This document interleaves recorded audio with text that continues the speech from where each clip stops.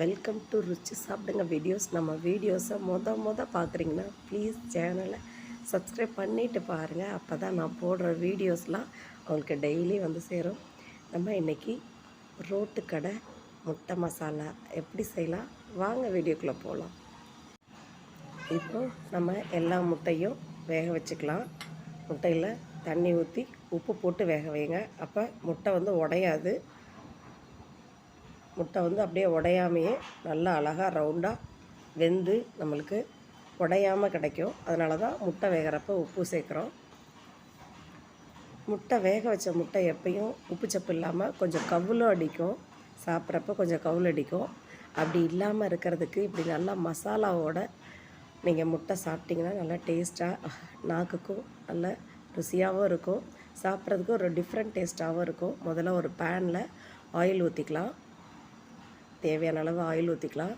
பொடி பொடியாக நறுக்கின வெங்காயம் ஒரு 6 முட்டைக்கு ஒரு 4 வெங்காயம் சேர்த்துருக்கேன். வெங்காயம் நிறைய சேர்த்துக்கோங்க, நல்லா டேஸ்ட்டாக இருக்கும். நம்ம எவ்வளோ சேர்த்தாலும் வெங்காயம் டேஸ்ட்டாக தான் இருக்கும். ஒரு 4 வெங்காயம் பொடி பொடியாக நறுக்கி சேர்த்துக்கலாம். வெங்காயம் நல்லா கண்ணாடி பதத்துக்கு நல்லா வதக்கிக்கலாம் வெங்காயத்தை. இந்த நான் ரோட்டு கடையில் பிரியாணி சாப்பிட்றப்ப இந்த முட்டை மசாலா வச்சு கொடுத்தாங்க. சாப்பிட்றதுக்கு அவ்வளோ டேஸ்ட்டாக சூப்பராக இருந்துச்சு. சாப்பிட்றப்பே தெரிஞ்சிச்சு அதில் என்னென்னலாம் போட்டிருக்காங்கன்னு. சரி நம்மளும் இதை ட்ரை பண்ணி பார்ப்போன்னு ட்ரை பண்ணேன். அவ்வளோ டேஸ்ட்டாக பிரமாதமாக இருந்துச்சு. இதோட கருவேப்பிலை தக்காளி எல்லாமே சேர்த்துக்கலாம். அதுவும் பிரியாணியோட இந்த முட்டையை வச்சு சாப்பிட்றதுக்கு செமையாக இருக்கும்.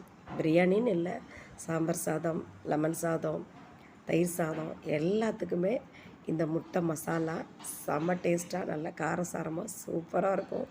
தக்காளி நல்லா வெந்து தோல் உறிஞ்சு வரட்டும். தக்காளி வெந்ததுக்கப்புறம் அதோட மசாலாலாம் நம்ம சேர்த்துக்கலாம். அவ்வளோதான். தக்காளியை ஆவியில் இது மாதிரி வச்சு எடுத்திங்கன்னா நல்லா தக்காளி குழஞ்சி வந்துடும். இதோட மிளகாய்த்தூள் 1 ஸ்பூன், ஜீரகத்தூள் 1 spoon, garam masala 1/4 teaspoon, 1/4 teaspoon மஞ்சத்தூள் எல்லாம் சேர்த்து நல்லா இது மாதிரி வதக்கிக்கலாம். நல்லா அந்த மசாலாலாம் தண்ணியெல்லாம் ஊற்றாதீங்க. தண்ணி ஊற்ற தேவையில்லை. இதுக்கு இஞ்சி பூண்டு விழுது எல்லாமே சேர்த்துட்டு, இஞ்சி பூண்டு விழுது முன்னாடியே போட்டிருக்கணும், நான் மறந்துட்டேன். அதனால் ஃபைனலாகவும் சேர்க்கலாம், அதனால் ஒன்றும் இல்லை. நல்லா இதை மசாலா தக்காளி வெங்காயம் எல்லாம் அந்த மசாலா பச்சை வாடை போகிற அளவுக்கு நல்லா இது மாதிரி இஞ்சி பூண்டு விழுது எல்லாம் நல்லா பச்சை வாசனை போகிற அளவுக்கு நல்லா வதக்கிக்கலாம். அவ்வளோதான், முட்டை மசாலா ரெடி ஆயிடுச்சு. ரொம்ப சிம்பிளான டிஷ்ஷு, ஆனால் சாப்பிட்றதுக்கு செம்ம டேஸ்ட்டாக இருக்கும். வேக வச்ச முட்டை நல்லா ஆறுனதுக்கு அப்புறமேட்டுக்கு இது மாதிரி முட்டையை தோலெல்லாம் உரித்து எடுத்துக்கலாம். எல்லா முட்டையும் இது மாதிரி தோலெல்லாம் உரித்து எடுத்து வச்சுக்கலாம்.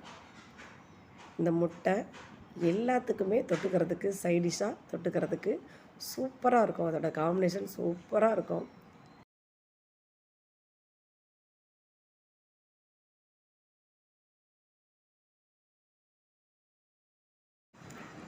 முட்டை நல்லா ஆறுனதுக்கப்புறம் இது மாதிரி முட்டையை ஒரு கத்தி வச்சு கீறி விட்டுக்கோங்க.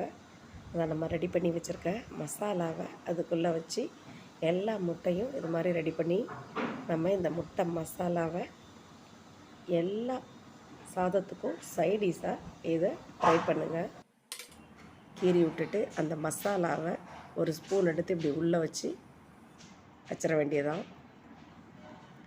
இது மாதிரி வேக வச்ச முட்டையை ஒரு முறை செஞ்சு சாப்பிட்டு பாருங்கள்.